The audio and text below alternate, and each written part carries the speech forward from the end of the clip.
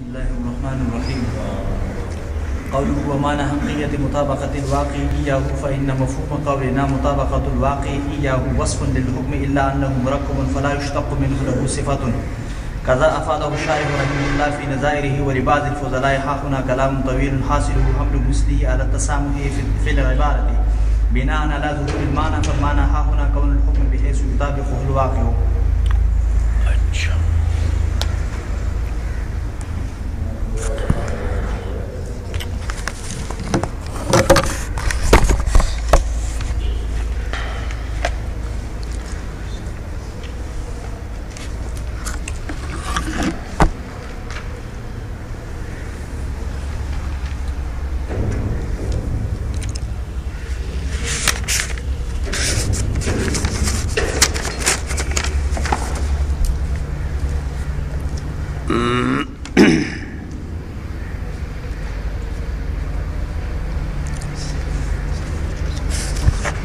اچھا، اب یہ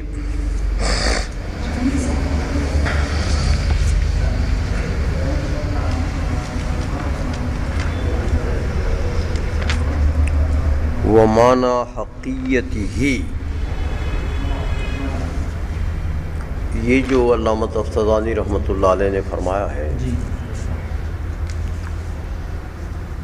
تو ومعنی حقیتہ میں یہی والی ضمیر جو ہے یہ حکم کی طرف عائد ہے. شرح قائد نصفی میں دیکھیں، ومعنی حقیتہ مطابقۃ الواقع ایاہ،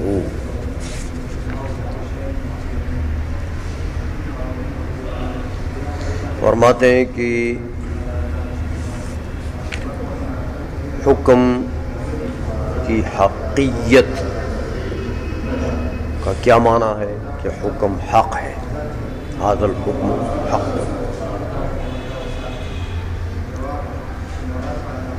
کہتے ہیں اس کا معنی یہی ہے کہ مطابقت الواقع ایاہ، کہ واقعہ اس کے مطابق ہو.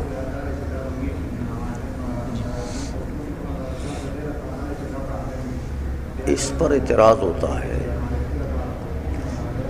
کہ یہ تو اس کا معنی نہیں ہے. حقیت الحکم کا معنی تم کیا کرتے ہو؟ مطابقت الواقع ایاہ. تو حقیت حکم کا تو یہ معنی نہیں ہے، اس لیے کہ دیکھو مطابقت الواقع، مطابقت مصدر ہے، مضاف ہے اپنے فاعل کی طرف. کل آپ نے پڑھا ہے کہ جانبین سے ہوتا ہے، تو فاعل صریحی جو ہے یہاں پر وہ کون ہے؟ واقع.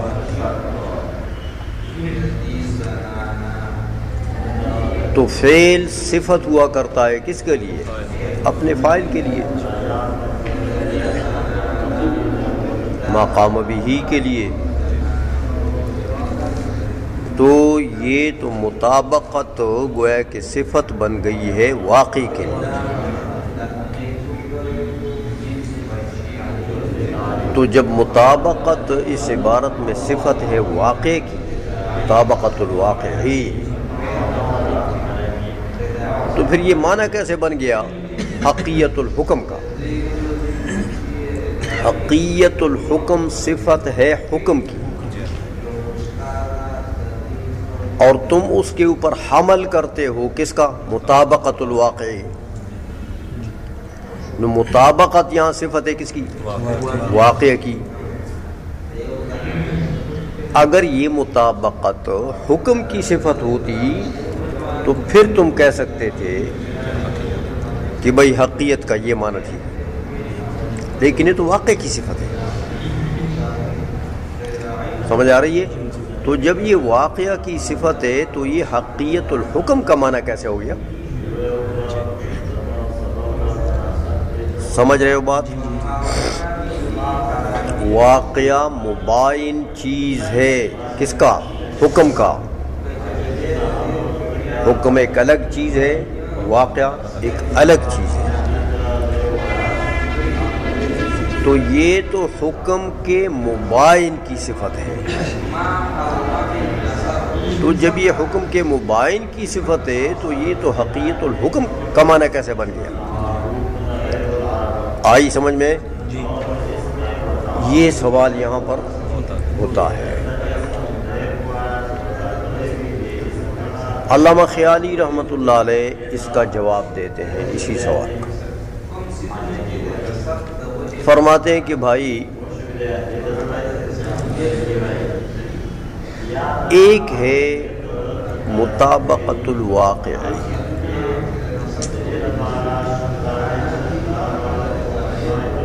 ایک ہے یہ نفس مطابقت الواقع، ایک ہے مطابقت الواقع ایاہو.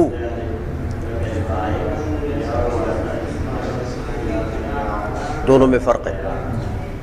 صرف مطابقت الواقع کہو تو ٹھیک ہے، یہ واقع کی صفت ہے،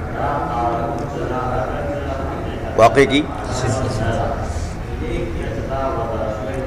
پھر آپ کا اعتراض ٹھیک ہے، لیکن ہم نے یہ کب کہا ہے کہ صرف مطابقت الواقع جو ہے یہ حقیقت کا معنی ہے؟ ہم نے تو یہ نہیں کہا. ہم نے تو کہا اس مجموع عبارت کہ مطابقت الواقع یاہو، اس کا معنی یہ معنی ہے حقیقت کا، اور یہ واقعی حقیقت کا معنی ہے. کیونکہ جب آپ نے کہا مطابقت الواقع یاہو، اس کا معنی کیا ہے کہ مطابقت الواقع ایاہو کا معنی یہ ہے کہ المطابقت التي لها تعلق بالحکم ایاہو،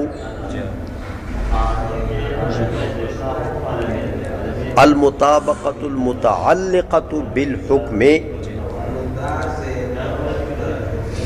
وہ مطابقت جس کا فاعل تو واقع ہے لیکن اس کا تعلق حکم کے ساتھ ہے. تو المطابقت المتعلقت بالحکم کس کی صفت ہے؟ حکم کی. سمجھ میں آ گئی ہے؟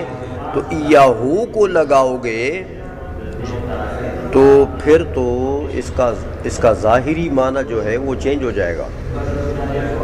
ہاں یاہو کو اگر نہیں لگاتے ہو، صرف مطابقت الواقع کہتے ہو، پھر تمہاری بات ٹھیک ہے، پھر یہ واقع کی صفت. لیکن جب مطابقت الواقع یاہو کہو گے تو پھر یہ صرف مطابقت الواقع تو نہ ہوا نا، یہ تو واقع کی صفت نہیں ہے. حکم کی صفت اس سے نکل گئی. وہ کیا ہے؟ المطابقت المتعلقت بالحکم.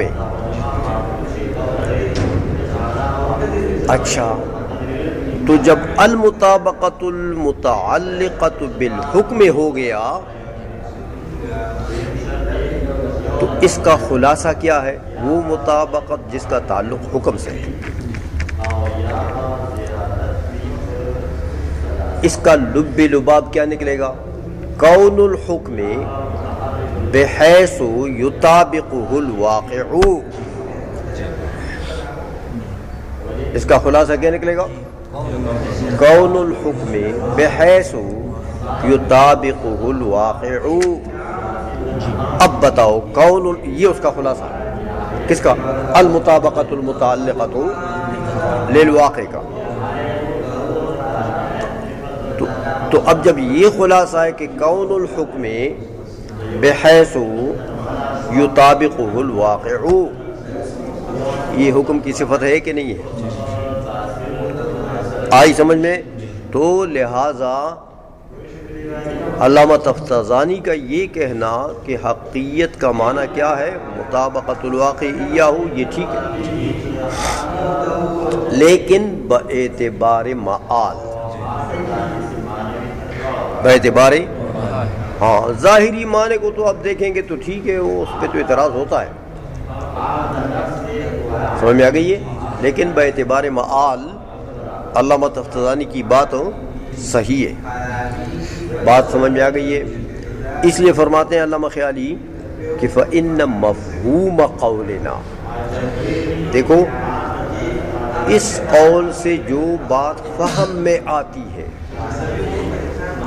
یہ نہیں کہتے کہ فَإِنَّ مَدْلُولَ قَوْلِنَا، ہاں کہ یہ مطابقت الواقع ایاہ، اس کا مدلول یہ ہے، نہیں، مدلول یہ نہیں، کیا چیز ہے؟ مفہوم یہ ہے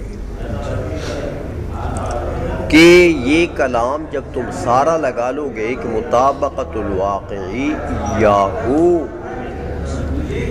تو اس سے آپ کی سمجھ میں کیا چیز آ گئی ہے کہ بھئی یہ تو وہ مطابقت ہے جس کا تعلق حکم سے ہے، یہ چیز سمجھ میں آ گئی، تو یہ مفہوم ہے، یہ اس عبارت کا مدلول نہیں ہے، سمجھ میں آئیے۔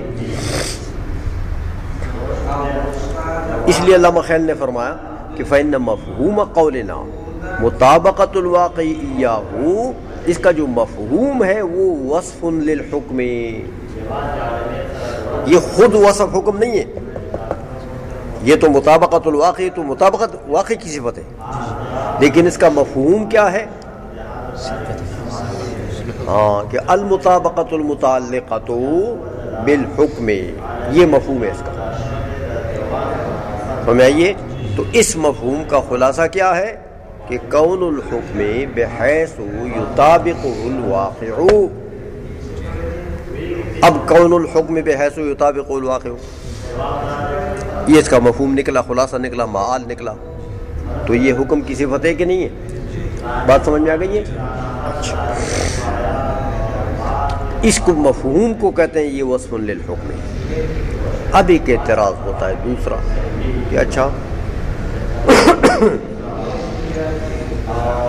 تم کہتے ہو کہ اس کا مفہوم جو نکلے گا وہ وصف ہے حکم کے لیے، تو میرے بھائی حکم کا جو وصف ہو، کسی بھی چیز کے لیے وصف ہو، تو اس وصف سے مشتقی کا صیغہ اس چیز کے اوپر، اس موصوف کے اوپر حمل ہوتا ہے، جیسے دیکھو صدق، کسی کے لیے وصف بنے، کسی کے ساتھ قائم ہو جائے تو صادقن کا اس کے اوپر عمل ہوتا ہے، یہ قاعدہ ہے۔ تو اگر یہ وصف للحکم، اس کا مفہوم اگر حکم کے لیے وصف ہے تو پھر اس کے مفہوم سے کوئی صیغہ مشتقی لاؤ نا جو حکم کے اوپر حمل ہو جائے، اس قانون کے مطابق، تو ایسا کوئی مشتقی ہے جو اس سے ہم مشتق کریں اور حکم کے اوپر اس کو حمل کریں؟ ایسا کوئی مشتقی ہے نہیں۔ اس کا جواب دیتے ہیں علامہ خیالی الا انہ مرکب سے، کہتے بھائی سوچو، یہ جو تمہارا قاعدہ ہے وہ مفردات کے لیے ہے، قاعدہ کہ جب کوئی چیز وصف بنے کسی چیز کے لیے تو اس وصف سے اسم کو، صفت مشبہ کے صیغے کو یا اسم فاعل کے صیغے کو یا کسی مشتقی کے صیغے کو مشتق کر کے اس موصوف کے اوپر اس کو حمل کرتے، یہ قاعدہ کس کے لیے ہے؟ یہ مفردات کے لیے قاعدہ ہے، مرکبات کے لیے نہیں ہے، سمجھ میں آئیے۔ اب وہ پورا جملہ ہے تو جملے سے آپ کیسے اشتقاق کریں گے؟ جملہ مشتق منہ ہے، سمجھائیے، تو مرکبات تو مشتق منہ نہیں بنتی ہے، اشتقاق ہوتا چلتا ہے کس میں؟ مفردات میں۔ اس لیے کہتے ہیں کہ وہ جو حمل نہیں ہوتا کسی مشتقی کا اس کے اوپر، اس کی وجہ یہ ہے کہ الا انہ مرکب، مگر یہ کہ یہ جو مفہوم ہے نا یہ کیا ہے؟ مرکب. وصف تو حکم کے لیے ہے لیکن کیسا وصف ہے؟ یہ مرکب ہے. اس لیے فلا یشتق منہ لہ صفۃ.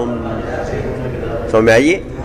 اسی لیے حکم کے لیے کوئی صفت کا صیغہ اس سے مشتق نہیں ہوتا کہ حکم کے لیے وہ صفت بن جائے. تو اس کی وجہ ہے ترکیب کہ یہ مرکب ہے اور وہ قانون آپ کا مفردات کے لیے ہے. بات سمجھ میں آ گئی ہے؟ اچھا. فرماتے ہیں قضا افاد الشارح فی نظائرہ. یہ حوالہ دیتے ہیں علامہ خیالی کہ میں نے جو یہاں تقریر کر دی ہے اس سوال کا جواب دیا، پھر یہ دوسرا سوال ہوا اس کا جواب دیا. یہ جوابات میں نے اپنی طرف سے نہیں دیے بلکہ یہی علامہ تفتزانی نے یہی تقریر کی ہے اس قسم کی عبارتوں کے نظائر میں. اس قسم کی عبارتوں کے کہ وَمَانَا حَقِّيَّتِهِ مُطَابَقَةُ الْوَاقِعِ إِيَّاهُ، اس قسم کی عبارتیں جہاں آئی ہیں نا وہاں علامہ تفتزانی نے یہی تقریر کی. مثلا دیکھو، چونکہ علامہ تفتزانی نے تلخیص کی بھی شرح لکھی ہے تو شرح تلخیص میں وہاں انہوں نے ایک مقام میں دلالت لفظیہ وضعیہ کی تعریف کی. دلالت لفظیہ وضعیہ کی تعریف کی تو کیا فرماتے ہیں کہ فہم المعنی من اللفظ. دلالت لفظیہ وضعیہ کس کو کہتے ہیں؟ فہم المعنی من اللفظ. کہتے ہیں دلالت لفظیہ وضعیہ جو ہے وہ کس کو کہتے ہیں؟ فہم المعنی من اللفظ. اب اس پر اعتراض ہو گیا بھئی یہ کیا بات کر رہی ہے؟ فہم جو ہے یہ مصدر ہے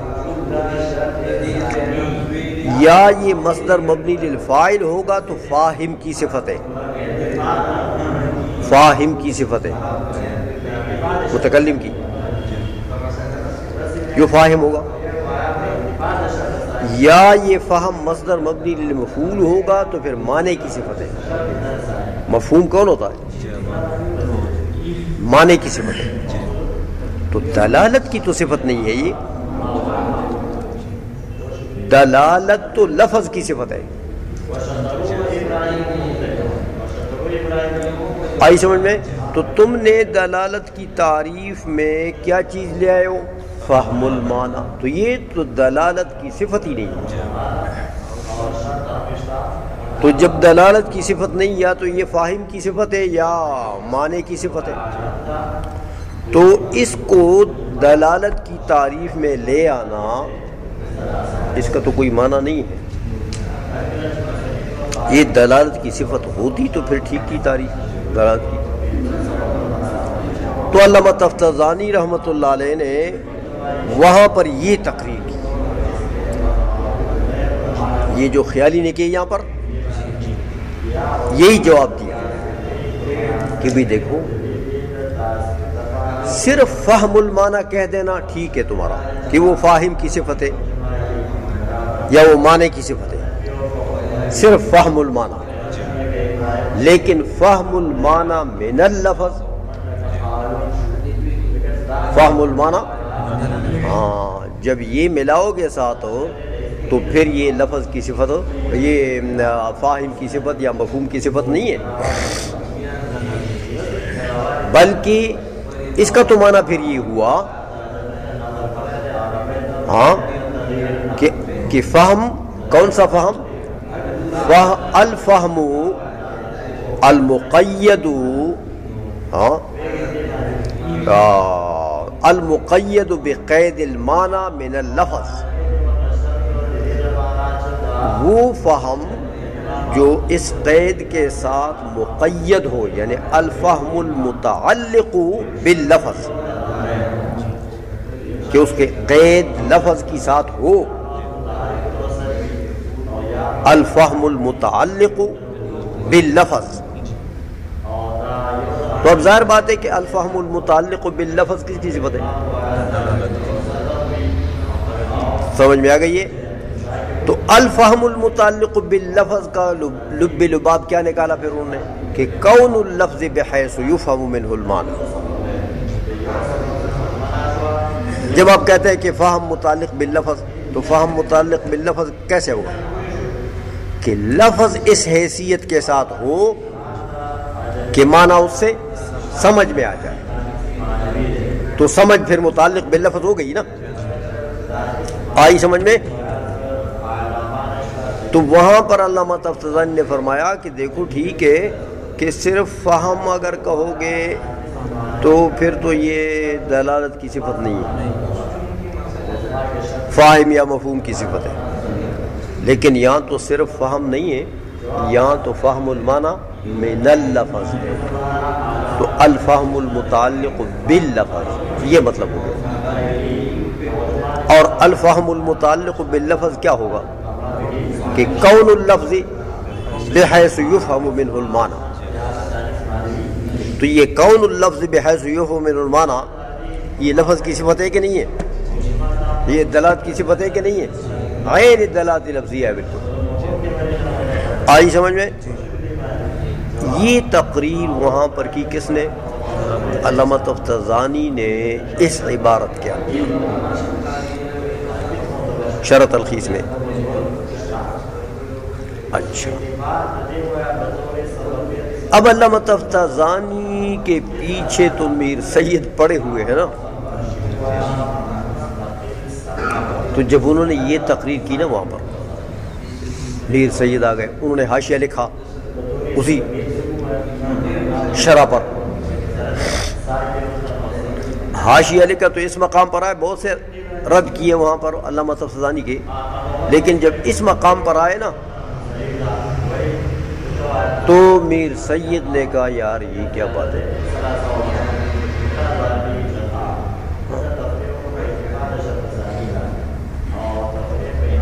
فہم المعنی من اللفظ، فہم المعنی من اللفظ کا یہ ترجمہ کرنا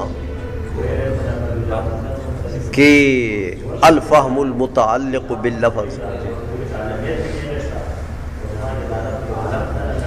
کہتے اس کا معنی یہ ہے، اس کا مفہوم یہ ہے. فہم المعنی من اللفظ کا مفہوم کیا ہے؟ الفہم المتعلق باللفظ. اس کا تو معنی یہ لگتا ہے کہ علامہ تفتزانی رحمت اللہ علیہ ان دونوں میں اتحاد مانتے ہیں.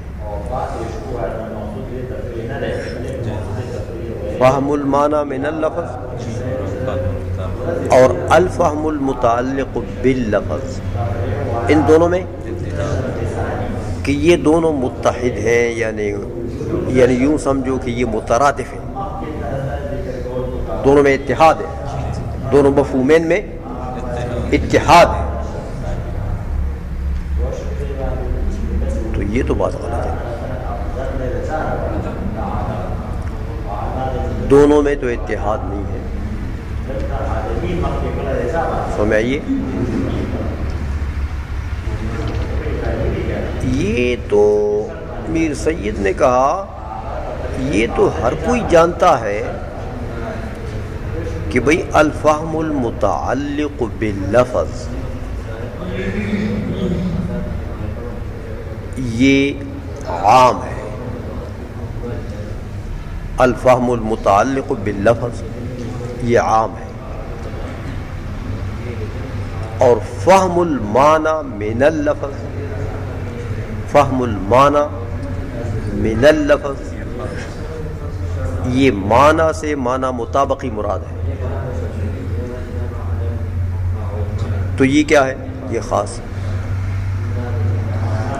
اور الفہم المتعلق من اللفظ یہ تو عام ہے، کسی بھی چیز کسی بھی طریقے سے لفظ سے سمجھ آ جانا،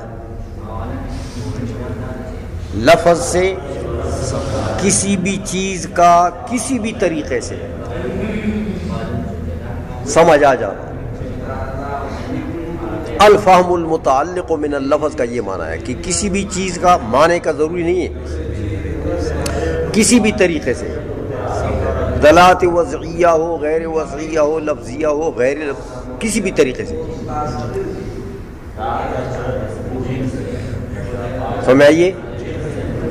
تو الفہم المتعلق من اللفظ یہ کیا ہے؟ عام، اور فہم المعنی من اللفظ یہ کیا ہے؟ خاص۔ تو عام خاص میں اتحاد ہوتا ہے، سمجھائیے۔ اس لیے یہ کہنا کہ بھئی یہ الفہم المتعلق باللفظ جو ہے یہ معنی ہے، یہ مفہوم ہے کس کا؟ فہم المعنی من اللفظ کا، یہ تو بالکل باطل ہے، سمجھائیے۔ اچھا، ایک دوسرا انہوں نے کیا کہا علامہ تفتزانی نے کہ بھئی یہ جو ہے نا الفہم المتعلق باللفظ، اس کا خلاصہ کیا ہے؟ کون اللفظ بحیث یفہم منہ المعنی، کون اللفظ،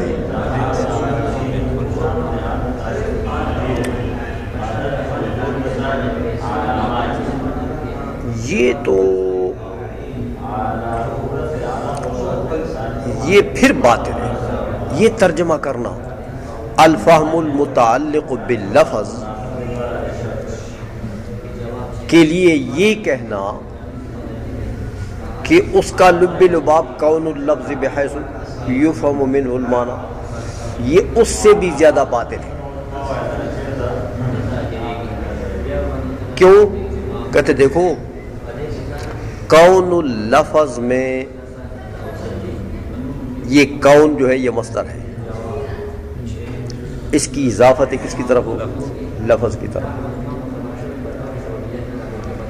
تو یہ مفرد ہے، مفرد اور مصدری معنی ہے، سمجھ میں آئیے۔ کون اللفظ، لفظ کا اس حیثیت سے ہونا، یہ مصدری معنی ہے۔ اور الفہم المتعلق باللفظ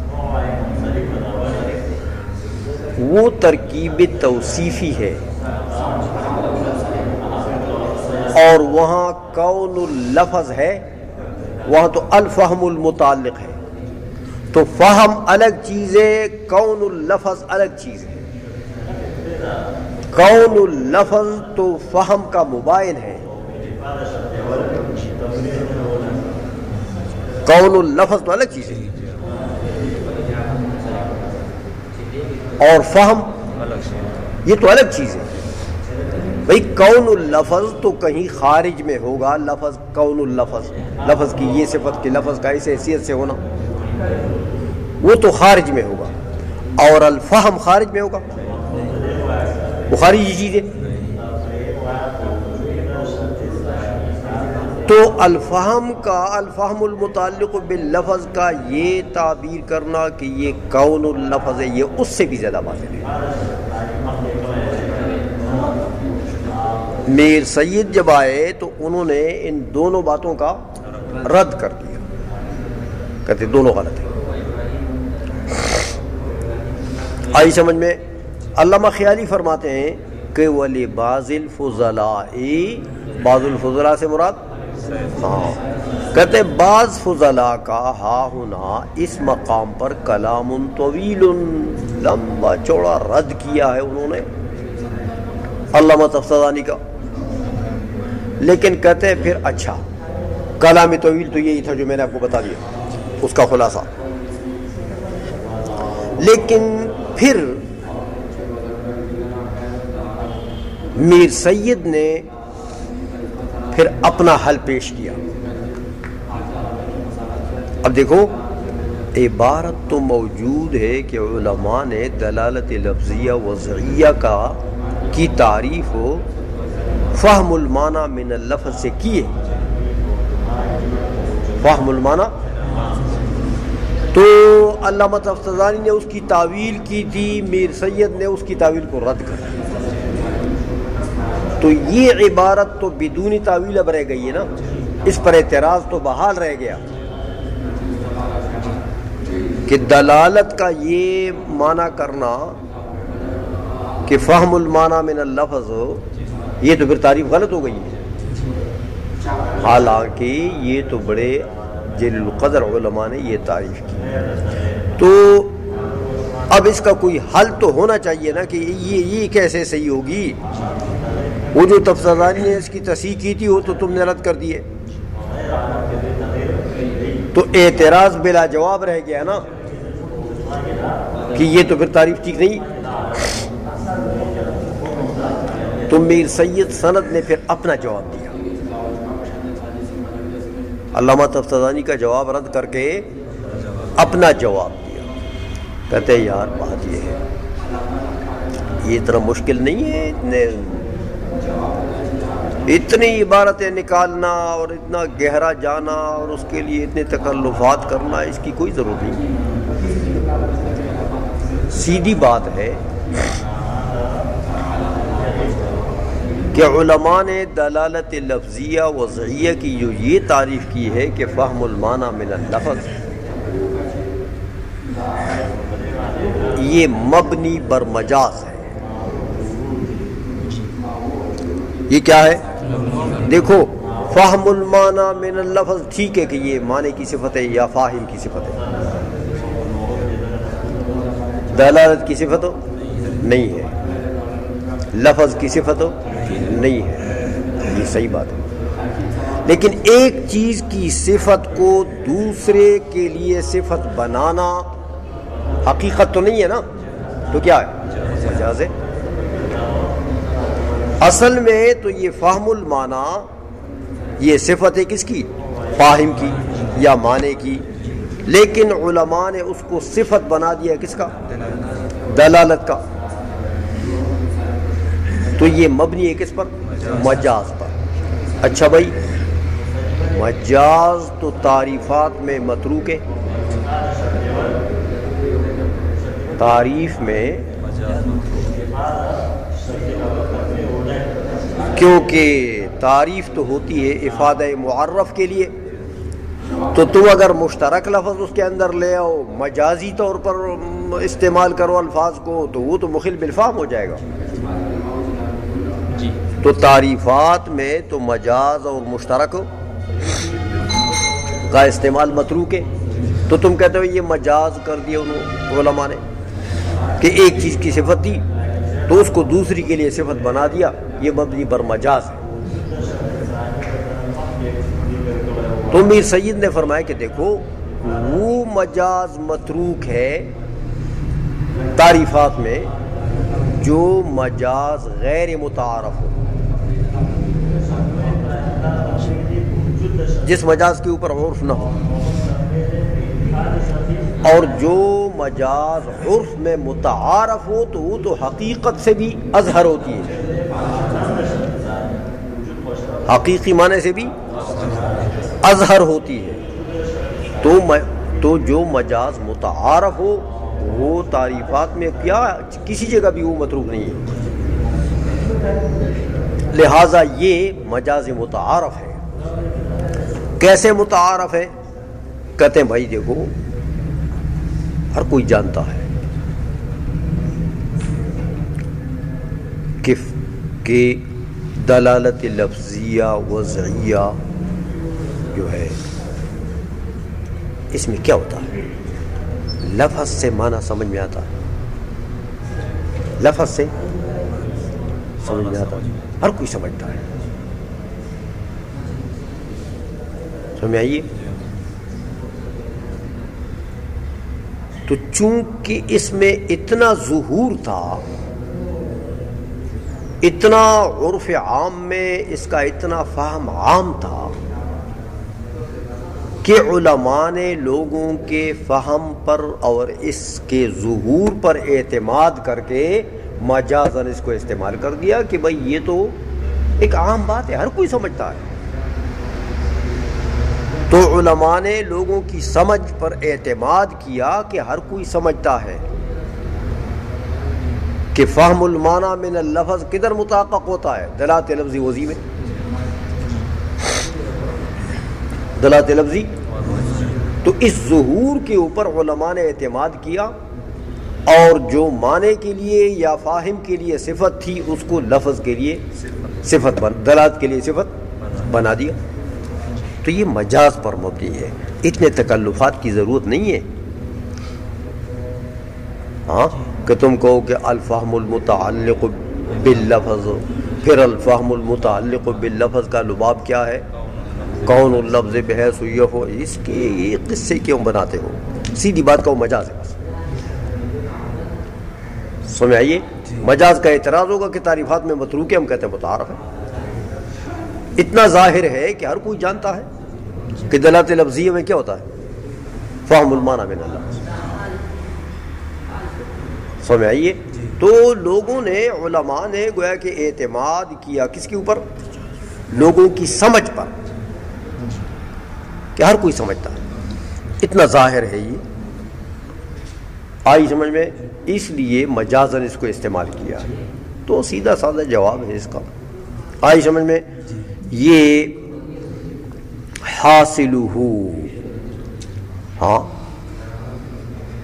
میر سید کے کلام کا خلاصہ اور حاصل کیا ہے؟ وہ یہ ہے کہ حمل مثلہ علی التسامح فی العبارۃ. حمل مثلہ، مثلہ میں ضمیر عائد ہے کس کی طرف ہو؟ یہ جو عبارت شارح کی ہے یہاں پر مطابقت الواقع یا ہو، تو اس کی مثل عبارت کون تھی؟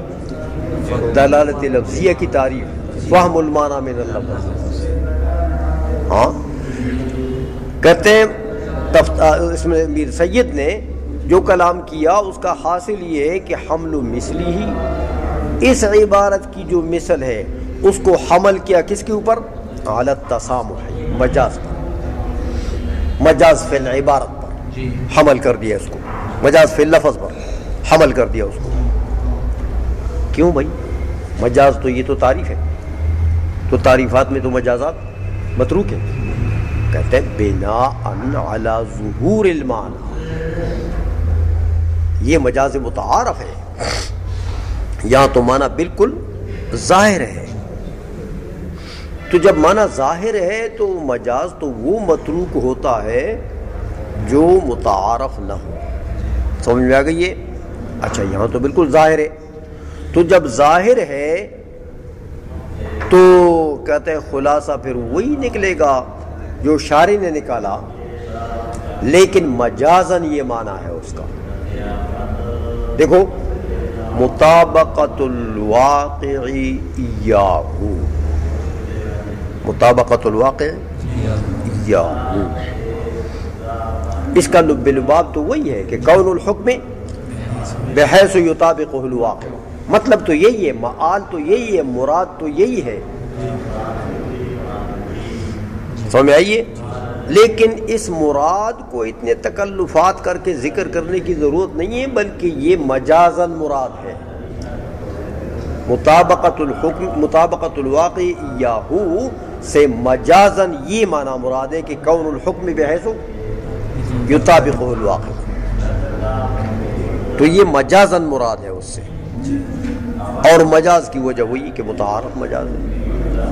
اور علماء نے پھر یہ گویا کہ اعتماد کیا فہم پر کہ بھئی یہ تو عام چیز ہے، ظاہر چیز ہے، ہر کوئی سمجھتا ہے. سمجھ میں آ گئی بات ہو کہ نہیں؟ چلو تو یہ میر سید نے اپنا جواب دے دیا. پھر سوال ہو گیا.